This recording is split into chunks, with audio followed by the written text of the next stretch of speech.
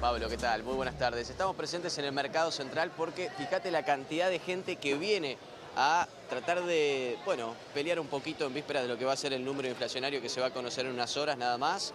Precios muy económicos, precios que están por debajo de la media de lo que puede encontrar uno en un supermercado. Por ejemplo, tenés 3 kilos de tomate por 1.200 pesos, 3 kilos de lo que es tomate perita también por 1.200 pesos. Tenés kilos de banana por 900 pesos, llevando 2 kilos, 1.800 pesos. La gente que rebusca, ¿no? Mucha gente que viene de forma particular, no solo comerciantes que vienen a estoquearse, sino también mucha gente de forma particular. Nos comentaron que desde octubre hasta la fecha se ve mucho más movimiento que lo habitual. Mucha gente que viene a tratar de encontrar las ofertas. Mirá, por ejemplo, la cebolla, 2 kilos de cebolla, 500 pesos. En el supermercado el kilo más o menos está saliendo ese valor.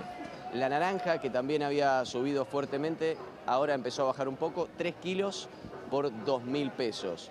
Lo más importante también para destacar es el morrón rojo, por ejemplo. El morrón rojo lo encontrás en supermercados o en verdulerías de barrio, no menos de 2.500 pesos por kilo. Aquí se encuentra 1.500 pesos el kilo de morrón rojo o los 2 kilos de morrón verde por 1.800 pesos.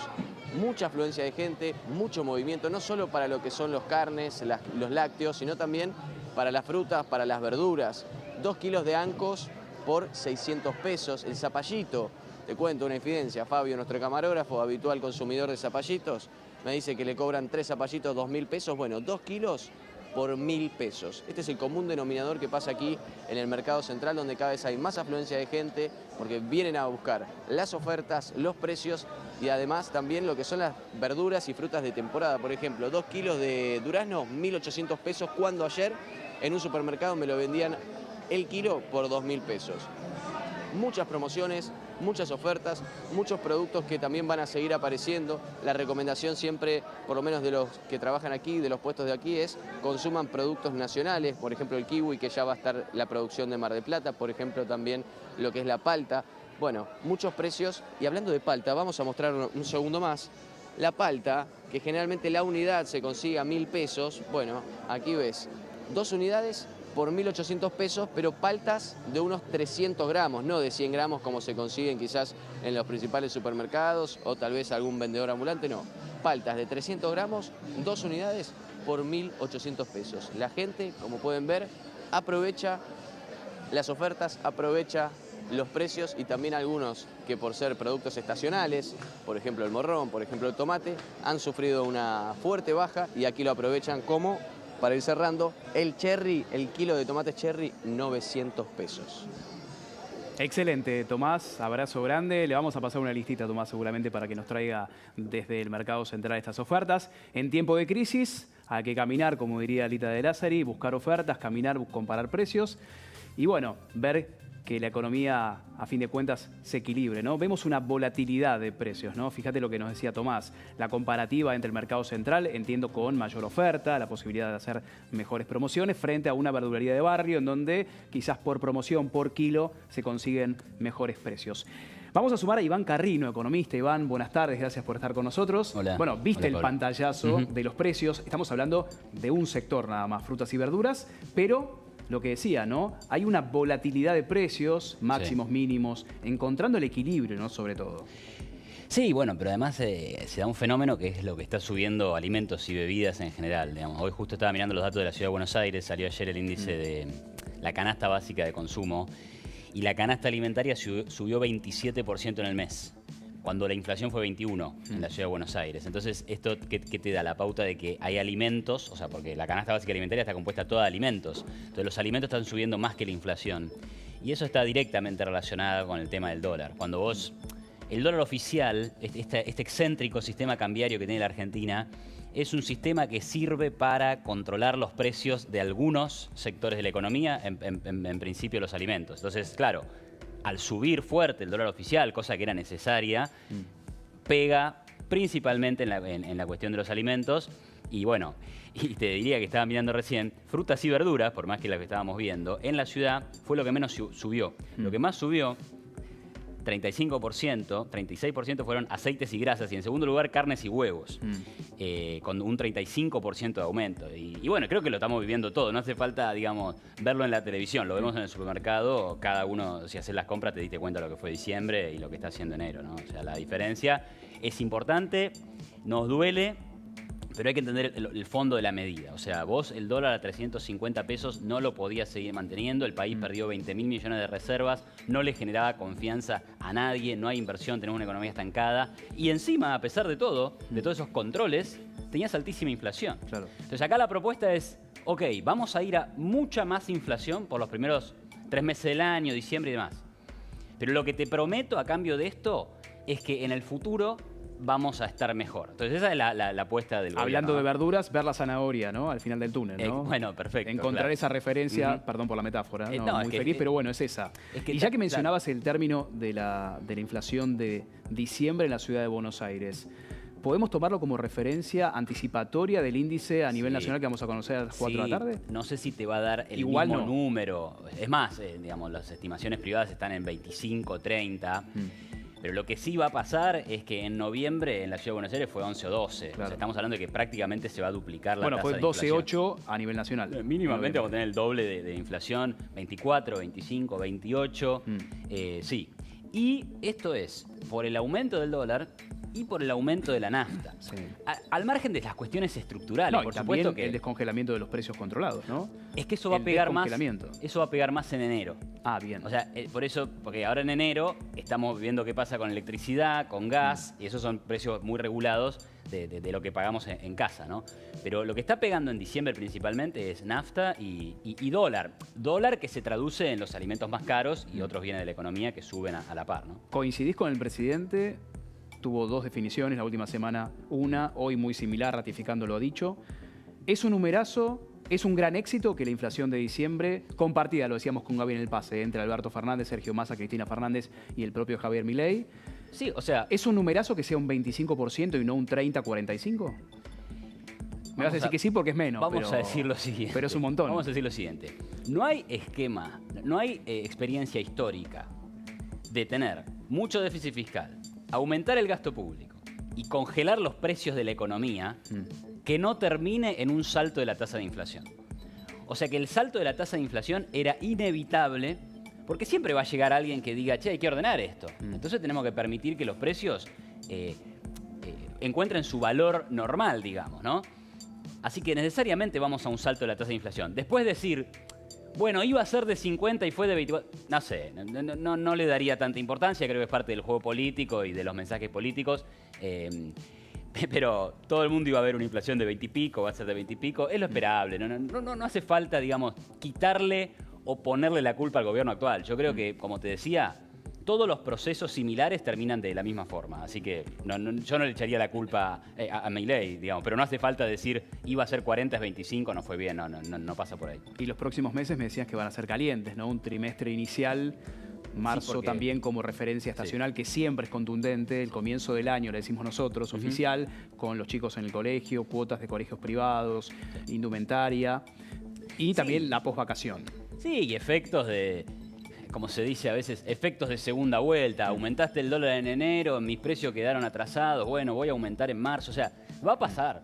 En febrero tenemos las tarifas, el colectivo ahora... Ya el lunes actualiza la tarifa. Bueno, por eso, o sea, enero va a ser un mes de ajustes, febrero también. En marzo te quedará la segunda ronda. Y eventualmente también tenés el problema de que hoy el dólar a 800 pesos... Ok, es un dólar mucho más razonable que el de 370, pero ¿cuánto vale en el mercado paralelo? 1000 algo. Entonces, eventualmente sí, vamos hoy estaba a ir... bueno, ahí está, en pantalla, 1120. Claro. Entonces, actualizado a hoy. Por eso, eventualmente vamos a ir a eso, a la unificación del tipo de cambio. Entonces, ese mes también vamos a tener un saltito de la inflación. Entonces, yo diría que por el primer semestre mantengamos nuestras expectativas pesimistas, feo, lo que vamos a ver es feo, y por ahí después de junio, julio, empecemos a ver una inflación bajando. Pasando en limpio, un primer semestre con inflaciones de 2 dígitos, hasta junio al menos, inclusive, y después sería, bueno, citándolo al presidente, un gran éxito, un numerazo, que bajáramos a 1 dígito mensual.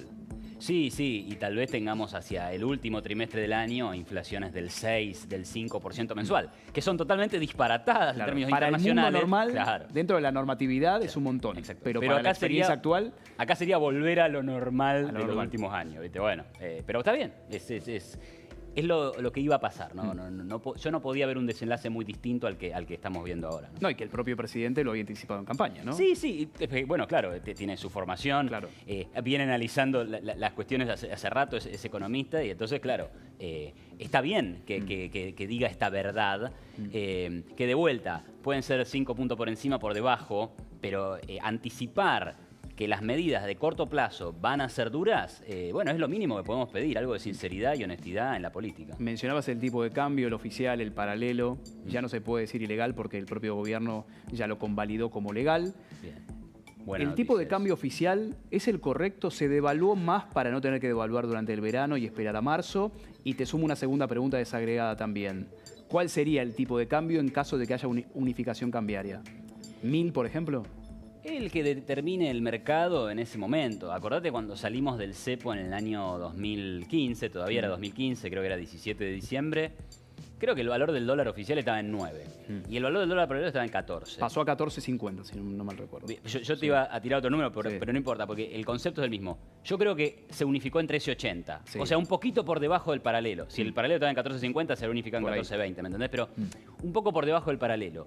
El paralelo, el contrato con liquidación, el blue, te están mostrando un poco hacia dónde está ese precio que se acordaría en un mercado libre o en un mercado unificado como el que tiene, porque yo insisto en esto, porque si no parece que somos los furibundos neoliberales. No, o sea, Uruguay, Chile, Paraguay, Bolivia, un tipo Sí, de no cambio decimos, para no todos. decimos Suiza, Finlandia. Por eso, o sea, todos nuestros acá, vecinos acá nomás, al lado. tienen un tipo de cambio. O sea, no es una cuestión de si es muy liberal o si es muy intervencionista. Es un poco lo que todo el mundo cree que funciona en economía. Entonces sí hay que ir hacia eso. Pero bueno, ir hacia eso ya se dio un primer paso. De 370 pasamos a 800. Bueno, va a haber un segundo paso. El Banco Central, de hecho, lo dijo. El objetivo es la unificación cambiaria. Va a haber un segundo paso. Será ir de 800 a donde más o menos está el tipo de cambio paralelo. Hoy está en 1050. Por ahí en 2 meses más, con tanta inflación, está un poco por encima, pero la verdad no lo podemos saber a ciencia cierta. Sabemos que el dólar es un bien más de la economía, ¿no? Un Exacto. valor más de la economía que determina incluso otros valores.